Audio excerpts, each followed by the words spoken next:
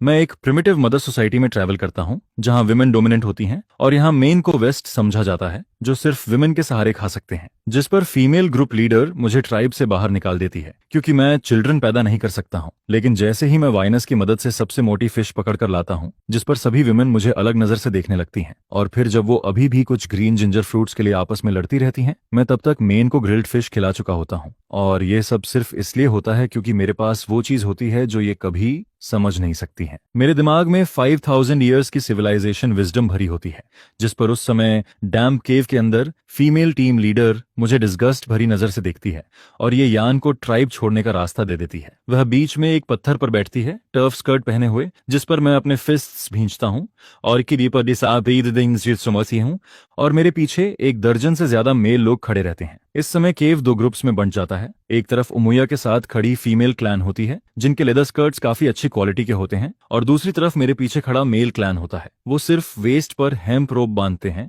और ग्रास से अपने बॉडी को कवर करते हैं या फिर बस स्ट्रिप्स पहनते हैं, जिस पर मेल ट्राइब्समैन उमुया के कोल्ड एक्सप्रेशन को देखते हैं, कांपते रहते हैं और रो भी नहीं पाते हैं।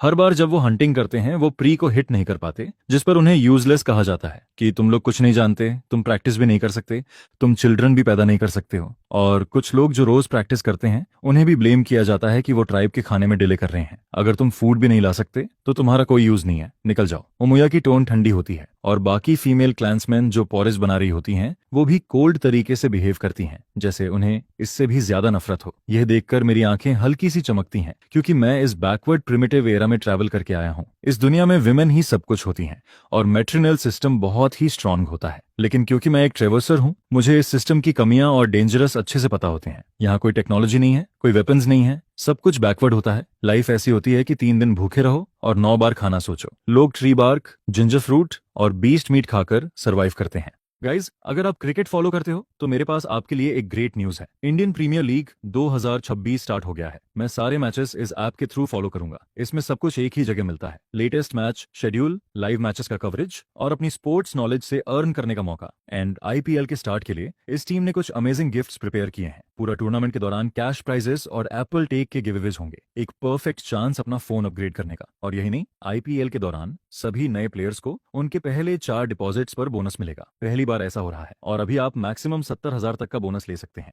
प्रोमो कोड मांगा 400 के साथ। डिस्क्रिप्शन में दिए गए लिंक को फॉलो करो, वेबसाइट पर अपडेट्स चेक करते रहो और अपना गेमिंग बैंक अभी से रेडी करो।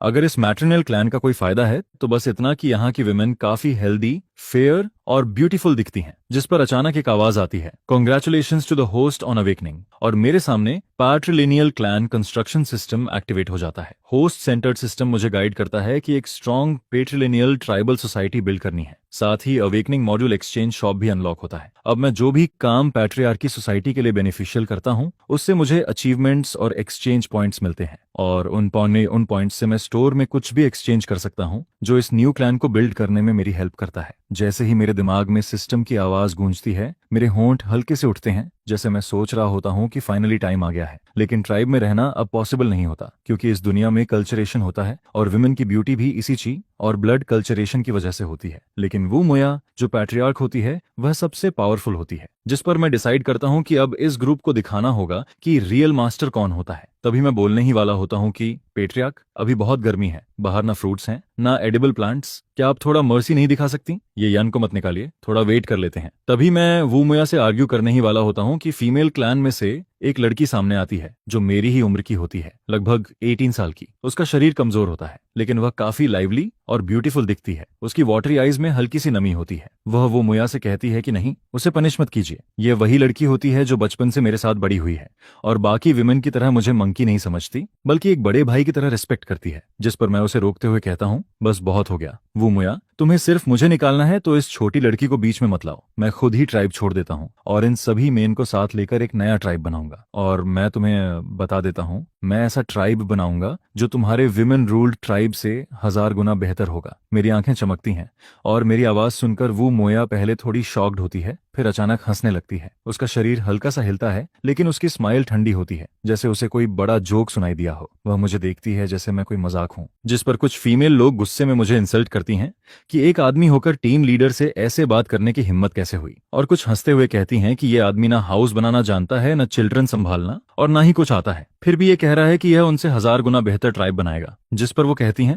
ये यान, ये सब छोड़ दो, घुटनों पर बैठकर टीम लीडर से माफी मांगो, चाहे काऊ या हॉर्स बनकर रहना पड़े, लेकिन ट्राइब में ही रहो, क्योंकि अभी बाहर जाना मतलब सीधा मौत को बुलाना है। यह सुनकर मेरे पीछे खड़े मेल लोग डर जाते हैं। उनके शरीर दुबले होते हैं, रिब्स साफ दिखती हैं, और वो मेरा हाथ पकड़कर मुझे रोकने की कोशिश करते हैं, क्योंकि मेरी बातें उनके लिए खतरे से भरी होती हैं। उनकी नजर में मैं बस एक यूजलेस आदमी हूँ, जिसे विमेन मारती हैं, डांटती हैं और कभी भी छोड़ देती हैं। यह विमेन का ग्रुप समझ ही नहीं पाता है। जिस पर मैं कहता हूँ, तुम सब मेरी बात ध्यान से सुनो। फ्यूचर में मैं, ये यान, तुम्हें खाने पीने की पूरी व्यवस्था करके दूंगा। जो मेरे साथ आना चाहता है आ सकता है। फिर मैं हाथ हिलाता हूँ और सामने खड़े करीब दर्जन भर लोगों को देखता हूँ, लेकिन जो मेल लोग पहले से डर के साए में जी रहे होते हैं, वो मुझे इग्नोर कर देते हैं और मुझे पागल समझकर सीधे उमैया के सामने घुटनों पर बैठ जाते हैं, सिर झुकाकर माफी मांगते हैं, और चाहे उन्हें जानवरों जैसा ट्रीट किया जाए, फिर भी वो ट्राइब में रहना चाहते हैं। जिस पर सिर्फ 3 लोग ऐसे निकलकर आते हैं जो अब और ह्यूमिलेशन सहना नहीं चाहते। 2 बड़े उम्र के मेल और एक मेरी उम्र का लड़का, जो केव से बाहर आकर मेरे पास खड़े हो जाते हैं। भूखे रहने को तैयार होते हैं, लेकिन स्लेव्स बनकर जीना नहीं चाहते। हम लोग जाने लगते हैं।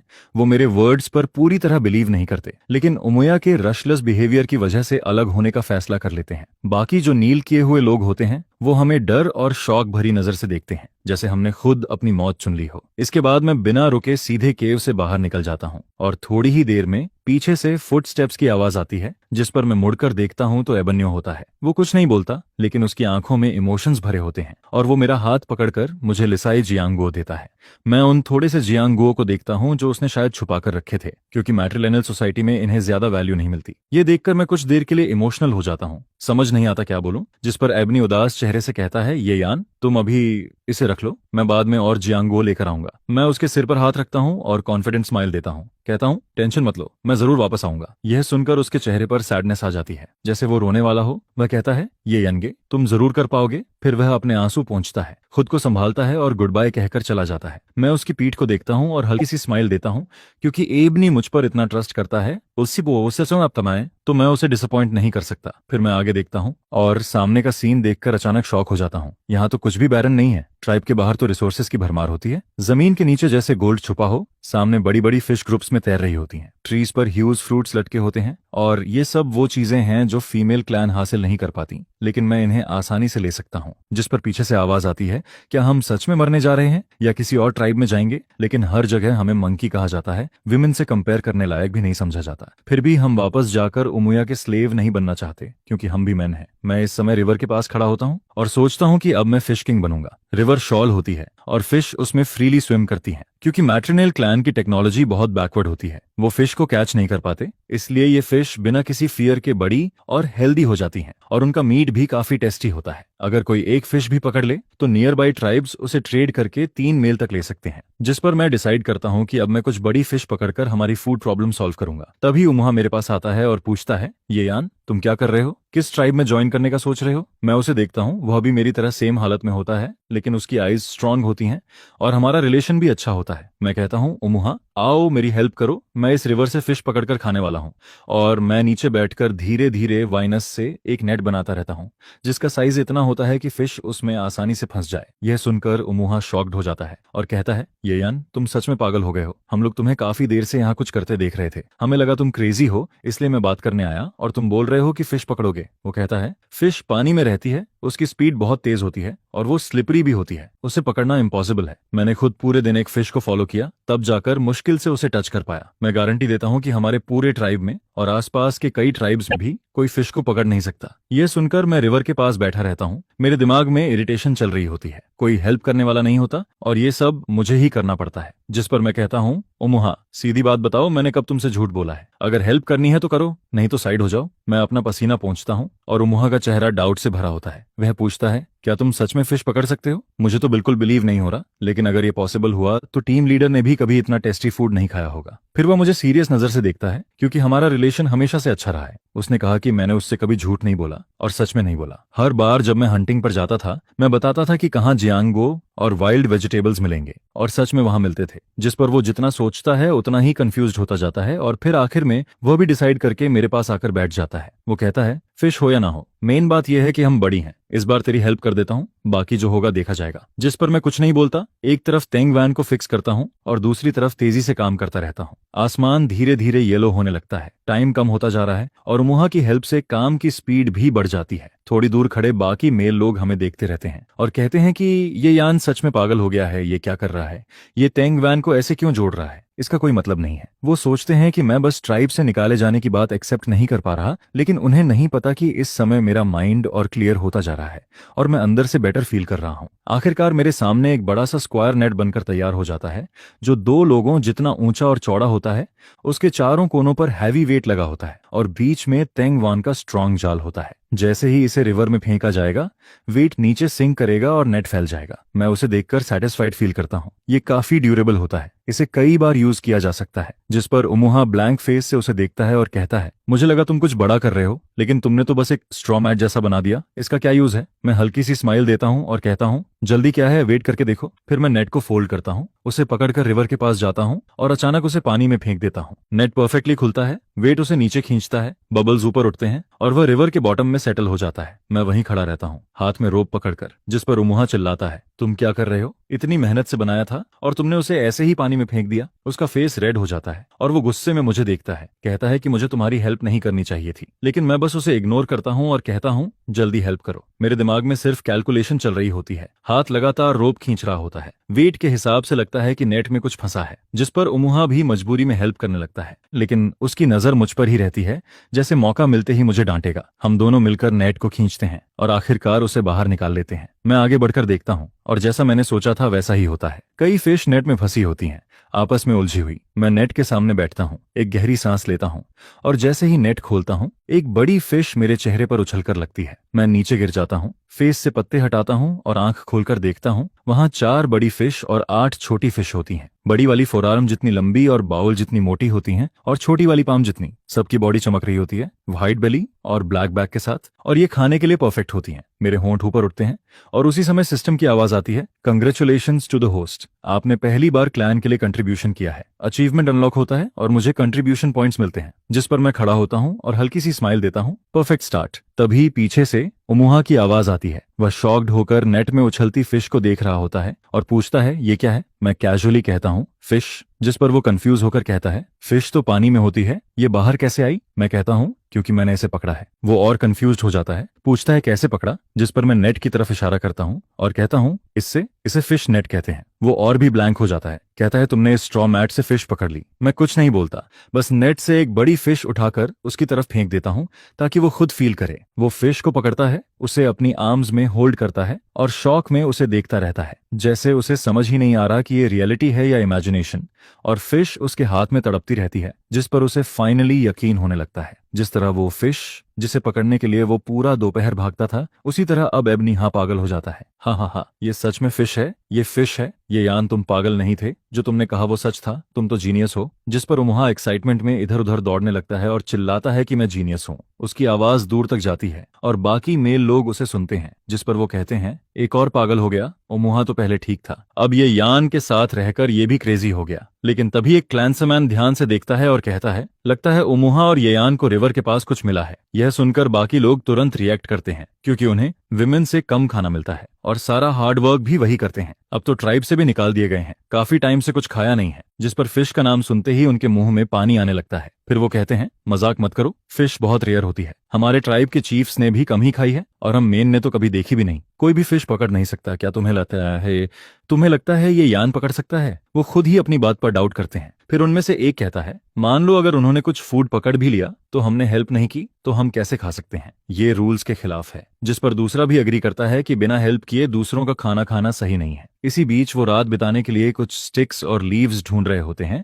तभी दूर से एक फिगर आता दिखता है, जिसके हाथ में वाइन से बंधी हुई चीज होती है। जिस पर वो ध्यान से देखते हैं और शॉक हो जाते हैं, क्योंकि उसमें फिश लटकी होती है और वो अभी भी जिंदा तड़प रही होती है। दोनों के मुंह से पानी आने लगता है और वो सोचते हैं, क्या ये यान ने सच में फिश पकड़ ली, और वो भी कई सारी। तभी उमुहा उनके पास आता है और डार्क स्माइल के साथ कहता है, ये यान ने ये फिश भेजी है तुम दोनों के लिए। फिर वो कहता है, लेकिन ये फ्री नहीं है, अगर ये फिश चाहिए तो तुम्हें ये यान को बॉस मानना होगा और उसका फॉलो करना होगा, क्योंकि वो उमुया से भी ज्यादा स्ट्रॉन्ग ट्राइब बनाना चाहता है। रात के माहौल में उमुहा उनके सामने खड़ा होता है और फिश को हिलाकर दिखाता है। दोनों उसकी तरफ देखते रह जाते हैं, उनकी आंखें वाइड हो जाती हैं और उनका स्टमक जोर से आवाज करता है। मुंह से पानी गिरने लगता है क्योंकि ये सच में फिश होती है। जिस पर वो शौक में पूछते हैं, ये रिवर से निकाली है, ये कैसे पॉसिबल है? एबनी कहता है, हाँ ये यान ने खुद पकड़ी है, टेंशन मत लो। फिर वो हंसते हुए कहता है, ये फिश इतनी वैल्यूएबल है कि छोटी फिश भी 3 मेन के बराबर होती है, और ये तो बड़ी फिश है, लेकिन कंडीशन वही है, ये यान को लीडर मानना होगा। उमुहा दोनों फिश को उनके सामने हिलाता है, जिस पर दोनों की आंखें चमकती हैं, लेकिन उमू खुद को कंट्रोल करता है और कहता है, हम ये फिश नहीं ले सकते, हमें यकीन नहीं है ये सेफ है या नहीं, कहीं ये पॉइजनस ना हो। ये सुनकर इबोनी थोड़ा रुकता है क्योंकि उसने भी ऐसा पहले कभी नहीं देखा होता और उसे भी डाउट होने लगता है। जिस पर उमुहा उन्हें लेकर मेरे पास आता है और उस समय मैं दूसरा नेट डाल चुका होता हूँ और धीरे धीरे उसे खींच रहा होता हूँ। जैसे ही मैं नेट खोलता हूँ, उसमें फिर से फिश भरी होती हैं, 3 बड़ी और 6 छोटी फिश,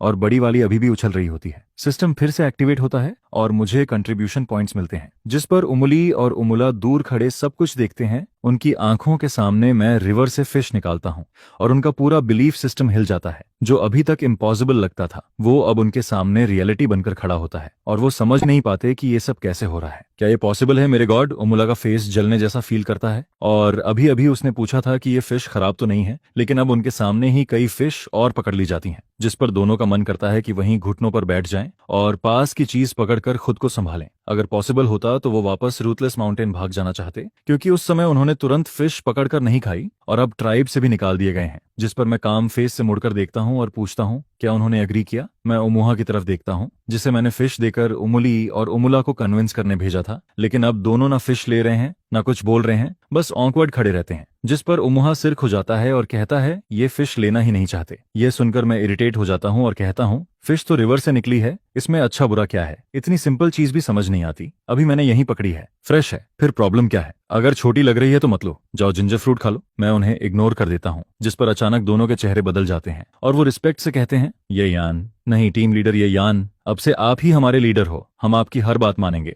पहले हमने आपको पागल समझा, वो हमारी गलती थी, हम माफी मांगते हैं। फिर वो कहते हैं, आगे आप जो भी कहोगे हम वही करेंगे, 100% फॉलो करेंगे। जिस पर इबोनी भी तुरंत एग्री करता है और कहता है कि टीम लीडर जो बोलेगा वही होगा, ईस्ट बोलोगे तो ईस्ट जाएंगे, वेस्ट कभी नहीं जाएंगे। उनके चेहरे पर अब ना डाउट होता है ना डर, क्योंकि उनके सामने मैं फिश पकड़ चुका होता हूँ जो उन्होंने कभी इमेजिन भी नहीं किया था। उनके लिए डिग्निटी और ईगो अब मैटर नहीं करती, बस खाना और सर्वाइवल इंपॉर्टेंट होता है। जिस पर उमुहा उन्हें देखता है और हंसते हुए कहता है, देखा, फिश मिल जाए तो सब मान जाते हैं। फिर मैं भी हल्का सा स्माइल करता हूँ और कहता हूँ, अभी भी डाउट था ना, चलो बिग फिश मत खाओ, तुम दोनों के लिए स्मॉल फिश है। मैं उन्हें 2 छोटी फिश दे देता हूँ, जो उनके लिए भी काफी होती हैं, क्योंकि वो पहले कई दिनों से भूखे होते हैं। फिर मैं खुद फिश पकड़कर खड़ा होता हूँ और अचानक रियलाइज करता हूँ कि इसे खाएंगे कैसे। रॉ फिश का टेस्ट अच्छा नहीं होता और फायर के बिना इसे कुक करना पॉसिबल नहीं है। तभी उमुला और उमुली जल्दी से फिश खाने ही वाले होते हैं, रॉ ही खाने की कोशिश करते हैं, जिस पर मैं उन्हें रोकता हूँ और कहता हूँ, रुको, इसे ऐसे मत खाओ, फायर पर रोस्ट करके खाओ। यह सुनते ही माहौल फ्रीज हो जाता है और तीनों मुझे ऐसे देखते हैं जैसे मैंने कुछ इम्पॉसिबल बोल दिया हो। उमुला ट्रेम्बलिंग वॉइस में कहता है, टीम लीडर येयन,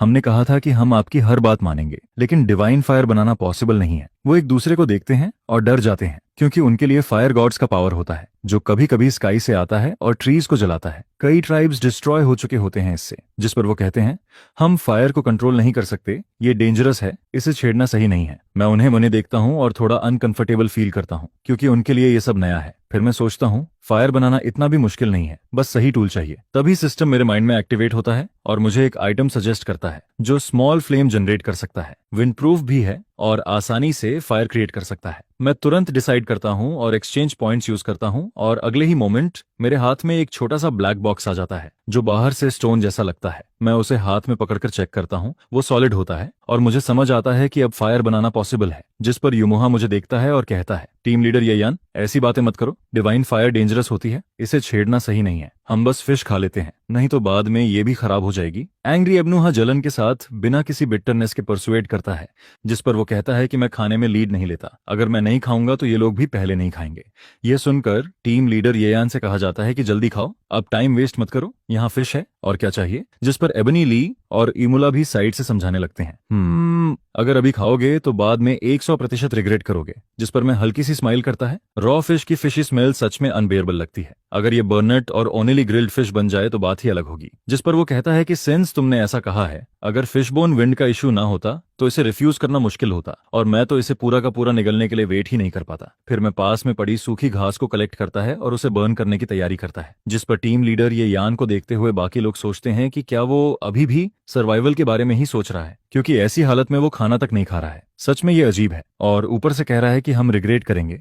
इसका मतलब फिश फ्रेश नहीं है। मुझे तो लगता है बाद में वही रिग्रेट करेगा। फिर हम तीनों एक एक फिश पकड़ लेते हैं और चल भी नहीं पाते। वहीं लेटकर मुझे बिजी होते हुए देखते रहते हैं।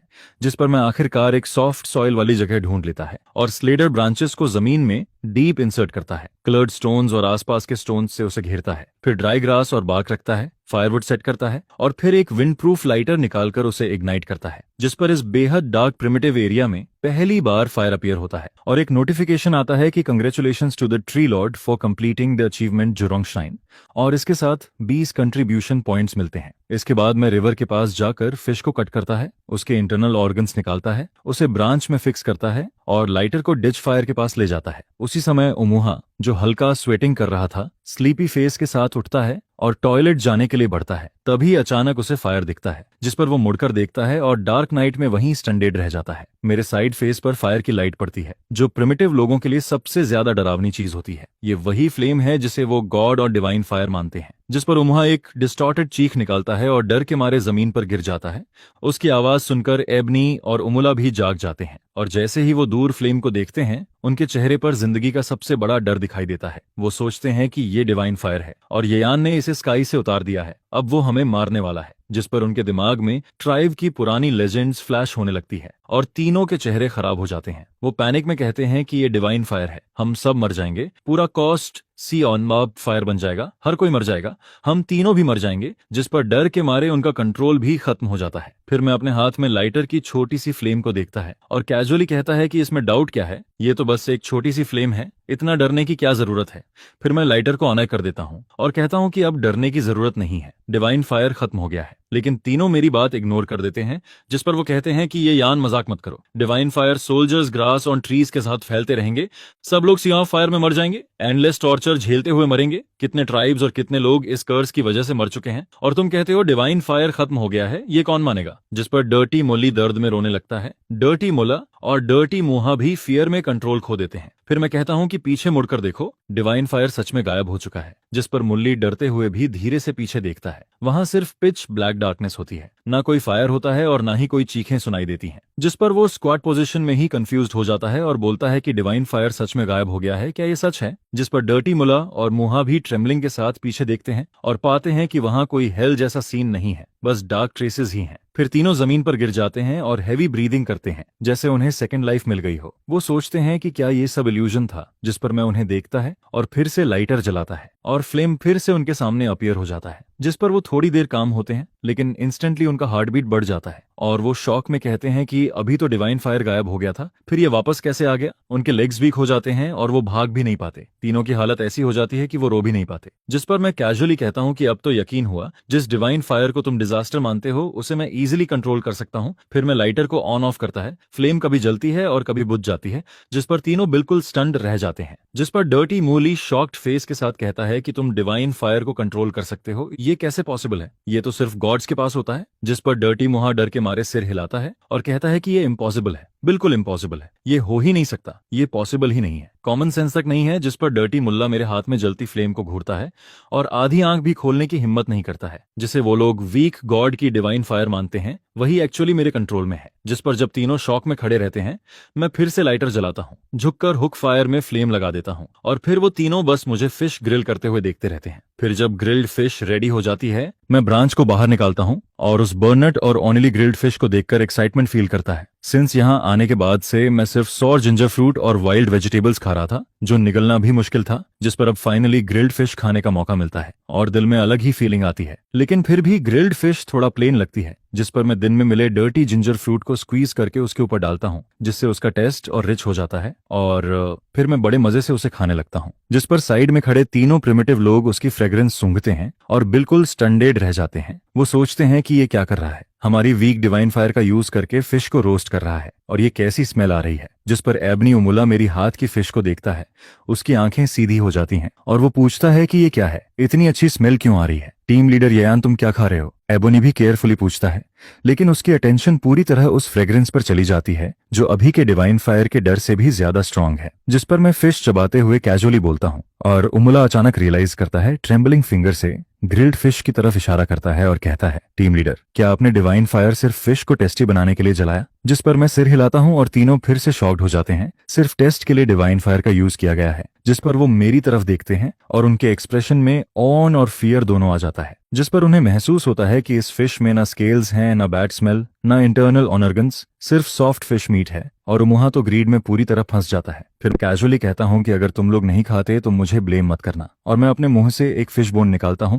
जो उनके लिए जैसे शॉक जैसा होता है। जिस पर वो पहले डिसाइड कर चुके थे कि मुझ पर डाउट नहीं करेंगे, लेकिन अब रिग्रेट फील करते हैं क्योंकि उन्होंने पूरी फिश खा ली थी और स्टमक भी फुल था, फिर भी ग्रिल्ड फिश के सामने खुद को रोक नहीं पाते हैं। मैं उनके एक्सप्रेशंस देखकर हल्का हंसता हूं, क्योंकि प्रिमिटिव लोगों के लिए ग्रिल्ड फिश इमेजिन करना भी मुश्किल होता है। जिस पर मैं ब्रांचेस पर लगी 3 फिश में से एक निकालता हूं और उन्हें दे देता हूं, और कहता हूं कि एक मैं अपने लिए रखता हूं, याद रखना अगर मेरा खाना खाओगे तो काम भी करना पड़ेगा। जिस पर वो थोड़ी देर हेजिटेट करते हैं, क्योंकि डिवाइन फायर पर ग्रिल्ड फूड खाने का डर रहता है, लेकिन स्मेल इतनी अच्छी होती है कि कंट्रोल नहीं कर पाते हैं। एबनी हार सबसे पहले आगे बढ़ता है, ग्रिल्ड फिश लेता है और बड़े बड़े बाइट्स में खाने लगता है, और बाकी दोनों को कुछ भी नहीं देता है। जिस पर वो लोग पैनिक में उसके मुंह से छीनने की कोशिश करते हैं, लेकिन तब तक ऑलमोस्ट पूरी फिश खत्म हो चुकी होती है। बस थोड़ा सा टेल बचता है, जिसे दोनों आपस में बांटते हैं और खाते हैं। जिस पर वो रिग्रेट करते हैं, कहते हैं कि हमने गलती कर दी, इतना कम हिस्सा मिला, एबनू तुम बेकार हो। और मैं दूर से ये सब देखकर बिना सरप्राइज हुए अपनी ग्रिल्ड फिश खाता रहता हूँ। फिर लेट नाइट हो जाती है। अचानक फुटस्टेप्स की आवाज आती है, जिस पर एक लड़की की आवाज सुनाई देती है, ये यान, मैं तुम्हारे लिए खाना लाई हूँ। मैंने best saw ginger fruit collect किया है, तुमने शायद पूरा दिन कुछ नहीं खाया होगा। जिस पर वो पास आकर बैठती है, उसकी आवाज सॉफ्ट होती है, वो एबन्यू होती है, उसकी आंखों में थोड़ी थकान दिखती है। वो कहती है कि बाकी सब सो रहे हैं, टीम लीडर ने उसे बाहर आने से मना किया था, इसलिए वो छुपकर रात में आई है। जिस पर वो कहती है कि तुमने पूरा दिन कुछ नहीं खाया, जरूर भूख लगी होगी। ये जिंजर फ्रूट्स आज ही कलेक्ट किए हैं, काफी स्वीट हैं। हमें कम फूड मिलता है, इसलिए मैंने ये बचाकर तुम्हारे लिए रखा है। लेकिन जब मैं हाथ नहीं बढ़ाता हूँ, जिस पर एबोनी सोचती है कि शायद मैं लेने में हेजिटेट कर रहा हूँ, मैं अपने चेस्ट और एब्डोमेन को सीधा करके खड़ा होता हूँ और फुल कॉन्फिडेंस से भरा हुआ दिखने का प्रिटेंड करता हूँ। जिस पर मैं कहता हूँ कि आज मैंने बहुत सारे जिंजर फ्रूट पिक किए हैं और काफी खा भी लिया है। ये बहुत प्रेशियस फूड है, अगर नहीं खाओगे तो फ्रेश नहीं रहेगा। ये बोलते हुए मैं उसके एक्सप्रेशन को देखता हूँ, जो देखकर समझ आता है कि वो चोरी करने नहीं आई है। जिस पर मैं वापस जिंजर फ्रूट उसकी तरफ स्प्रैंकल कर देता हूँ और कहता हूँ कि मैं नहीं खाता, तुम सब खा लो। जिस पर इबोनी बिना रुके सब एक साथ खा जाती है और फिर कहती है, ब्रदर यान, तुम बचपन से ही वीक रहे हो और आज तो तुम्हें ट्राइब से बाहर भी कर दिया गया है। तुमने पूरा दोपहर कुछ नहीं खाया होगा। ये जिंजर फ्रूट्स इतने अच्छे हैं, अब मैं उस तरह की पुअर बोन्स को और नहीं देख सकती। यह सुनकर मैं थोड़ा सोचता हूँ और कहता हूँ कि पता नहीं हम इसे डाउन देखते हैं या नहीं, लेकिन हमारे टीम लीडर यान तो इसे और भी ज्यादा डिस्टैंड करते हैं। जिस पर इबोनी थोड़ी एंग्री हो जाती है और कहती है, ये कैसी नॉनसेंस बात कर रहे हो तुम लोग? तुम मेन लोग तो कोई काम ठीक से कर ही नहीं सकते। इतना अच्छा जिंजर फ्रूट जिसे हम विमेन लोग रेयरली खा पाते हैं, और तुम कहते हो कि हम इसे डाउन देखते हैं। 100 लोग भी इसे नहीं खा सकते, और मैं तो नहीं चाहती कि ब्रदर यान इसे खाए। बस अपनी स्वॉलन फेस दिखाकर प्रिटेंड कर रहे हो। यह सुनकर मैं हल्का सा हंसता हूँ और कहता हूँ, हे एबनी, तुम्हें पता है हम तुम्हारे दिए जिंजर फ्रूट को क्यों डाउन नहीं देखते? क्योंकि हमारे पास फिश खाने के लिए है। जिस पर ओरिजिनल ट्रियो भी ट्रायम्फेंट लुक के साथ खड़े रहते हैं। यह सुनकर एबनी शॉक हो जाती है और कहती है, फिश तो रिवर में स्विम करती है। इवन टीम लीडर उमुया भी फिश का नाम सुनकर अनकॉन्शियसली स्लाइवा निगलते हैं, और कई ट्राइब्स के लीडर्स ने भी इसे कभी नहीं खाया। तो ये कैसे पॉसिबल है कि तुम्हारे पास फिश है? जिस पर मैं मुस्कुराता हूँ और कहता हूँ, इबोनी, अगर तुम्हें विश्वास नहीं है तो ये देखो। और मैं ग्रास ऐश में से एक ग्रिल्ड फिश निकालता हूँ, जो अभी भी वार्मथ की वजह से अच्छी तरह प्रिजर्व्ड है और खुद के लिए भी डिलीशियस लगती है। यह देखकर एबनी शॉक फेस के साथ उस फिश को देखती है और कहती है, ये क्या है? जिस पर मैं कामली कहता हूँ, ये फिश है। फिर मैं उसे ग्रिल्ड फिश थमा देता हूँ, जिसे देखकर उसके फेस पर अजीब सा एक्सप्रेशन आ जाता है, क्योंकि ये वही फिश है जिसे वो सिर्फ इमेजिनेशन में टेस्ट कर सकती थी, और अब वो उसके सामने है। जिस पर वो कहती है कि मुझे पता है ये फिश है, लेकिन ये रिवर वाली फिश से अलग दिख रही है। जो देखकर मैं कहता हूँ कि क्योंकि ये ग्रिल्ड फिश है एक बाइट लेकर देखो, तुम्हें खुद समझ आ जाएगा। जिस पर एबोनी धीरे से एक बाइट लेती है और अचानक अरोमा फैलने लगता है जो उसके माउथ में जाते ही ऐसा फील देता है जैसे एक नई दुनिया का डोर खुल रहा हो। और फिर वो एक के बाद एक बाइट लेती जाती है और कुछ ही बाइट्स में खत्म कर देती है, जो इतना डिलीशियस लगता है कि उसकी आइज गोल्डन चमकने लगती हैं। जिस पर वो थोड़ा शर्माते हुए सोचती है कि उसे लगा था वो खाना नहीं खा पाएगी, लेकिन उसने ग्रिल्ड फिश खा लिया, फिर भी जिंजर फ्रूट लेकर आई। यह सोचकर उसका मन करता है कि जमीन में कहीं छिप जाए। फिर मैं पूछता हूँ वो मेन जो दुनिया में पीछे रह गए थे उनका क्या हुआ, और झूली के बारे में भी पूछता हूँ। जिस पर वो बताती है कि अगर ट्राइब में वापस जाना है और उमुया से फैक्ट्री वापस लेनी है तो पहले इन्फॉर्मेशन लेनी पड़ेगी, क्योंकि अब ट्राइब में फूड शॉर्टेज है। और फूड बचाने के लिए टीम लीडर उमुया ने उन मेन को एक रिमोट जगह पर भेज दिया है जहां डोजन लोग हैं, लेकिन फूड सिर्फ कुछ के लिए ही है और उन्हें कलेक्शन का टास्क भी करना पड़ता है, जिससे सिचुएशन और भी टफ हो जाती है। यह सुनकर मैं सिर हिलाता हूं, क्योंकि पहले ही जिंजर फ्रूट और वाइल्ड वेजिटेबल्स से लाइफ मेंटेन करना हार्ड था और अब फूड और कम हो गया है, जिससे फ्रीजिंग डेथ का खतरा भी बढ़ रहा है। लेकिन फिर मैं सोचता हूं कि यही सही मौका है उन्हें अपने साथ लेने का। इसके बाद मैं इबोनी से कहता हूं कि अभी भी देर नहीं हुई है,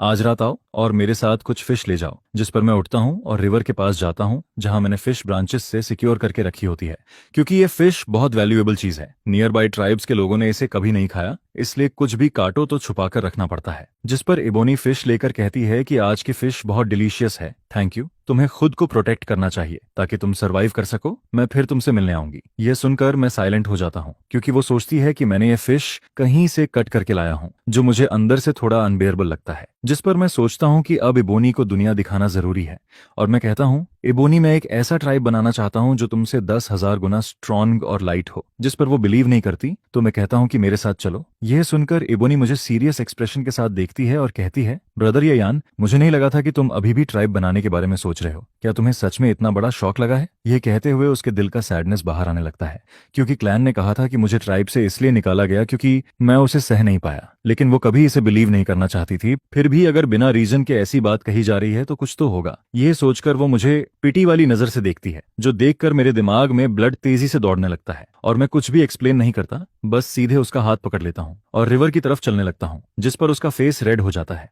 और वो मजबूरी में मेरे साथ चलती रहती है। जैसे ही मैं रिवर के पास फिश किंग को उठाता हूँ, वो लाइवली फिश उसके सामने आ जाती है, जिस पर बाकी सब लोग बिल्कुल डम्फॉन्डेड हो जाते हैं और पूछते हैं ये क्या है। ट्री की बड़ी फिश, छोटी फिश सब जंप करती हुई दिखती है, जिस पर एबनी वहीं पर स्टनड खड़ा रह जाता है। उसके फेस पर डिसेबिलिटी साफ दिख रहा होता है। ब्रदर यान, तुमने ये फिश पिक की है? एबनी धीरे से पूछता है। जिस पर मैं कहता हूँ क्या पिक की? ये मैंने कैच की है इस फिश किंग के साथ। जिस पर मैं कैजुअली कुछ फिश नेट से निकालता हूँ, उन्हें कॉपर बॉल से स्क्यूअर्ड करता हूँ और उसे दे देता हूँ। जिस पर वो कहता है तुमने ये फिश कैच की? मुझे सच में कॉन्फिडेंस नहीं हो रहा। जिस पर मैं कहता हूँ फिश अपने पास रखना, याद रखना किसी और को पता नहीं चलना चाहिए, और आगे से मुझे डाउन मत समझना, सुना तुमने?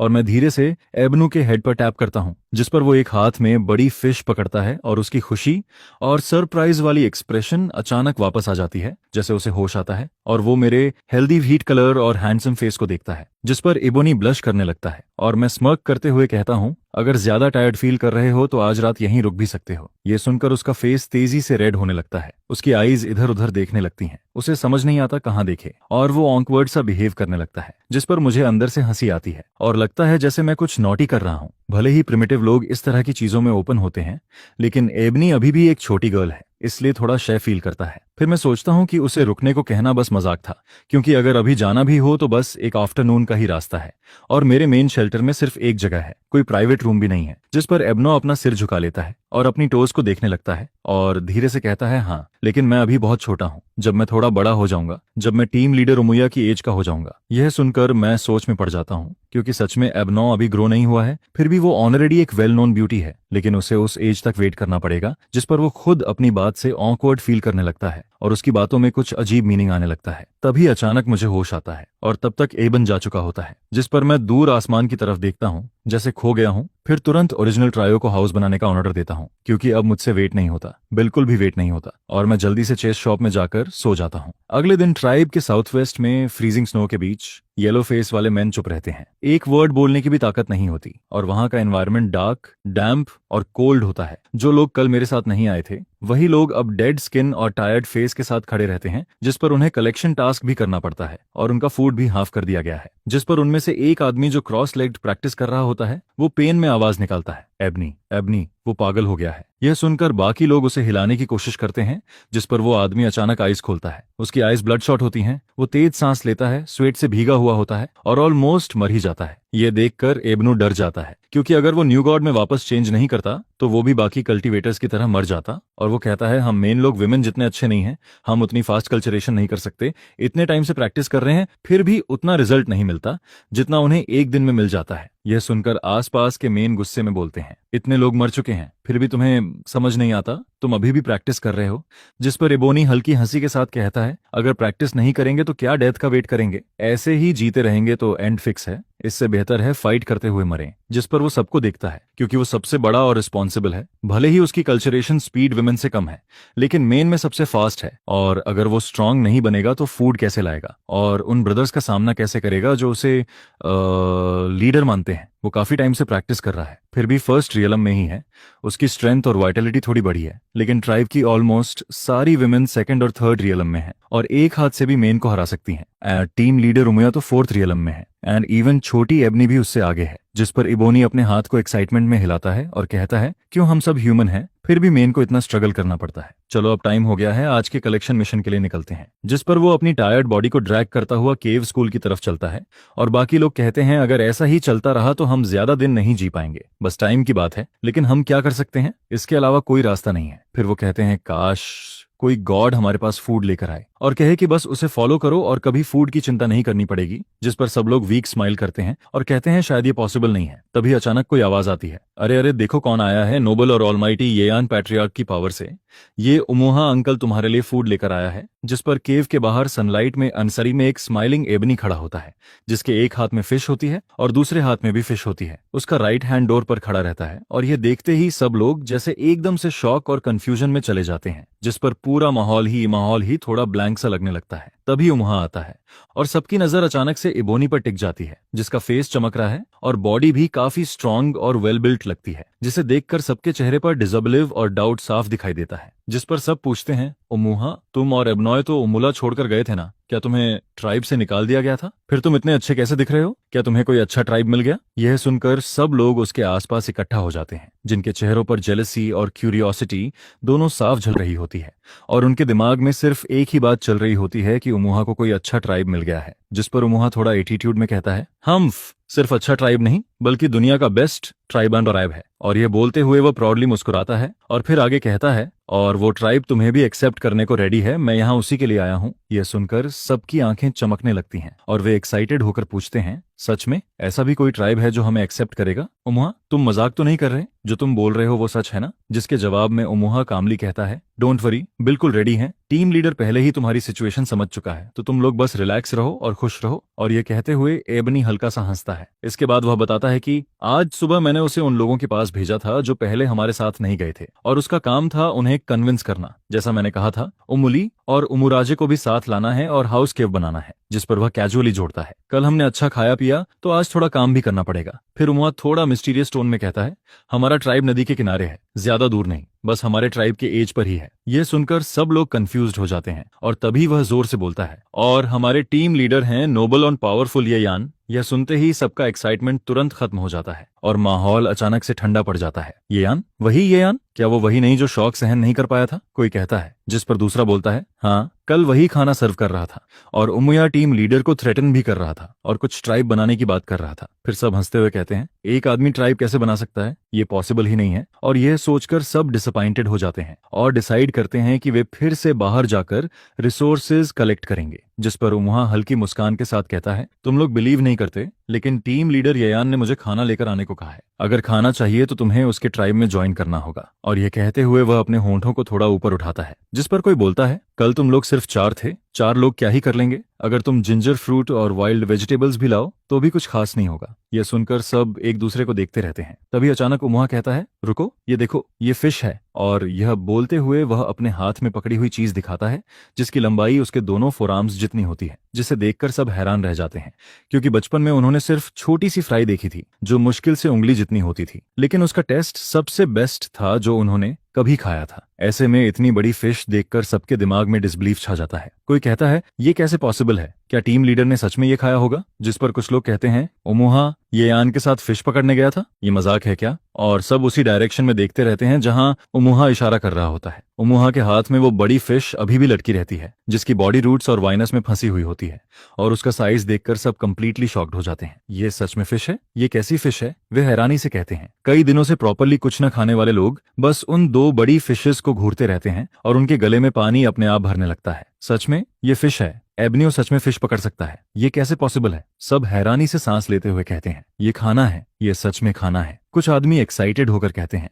और उनकी आंखों में हंगर साफ दिखती है, जिस पर वे अचानक से तेजी से आगे बढ़ते हैं, जैसे भेड़िए अपने शिकार पर टूट पड़ते हैं और सीधा उन बड़ी फिशेस की तरफ दौड़ लगाते हैं।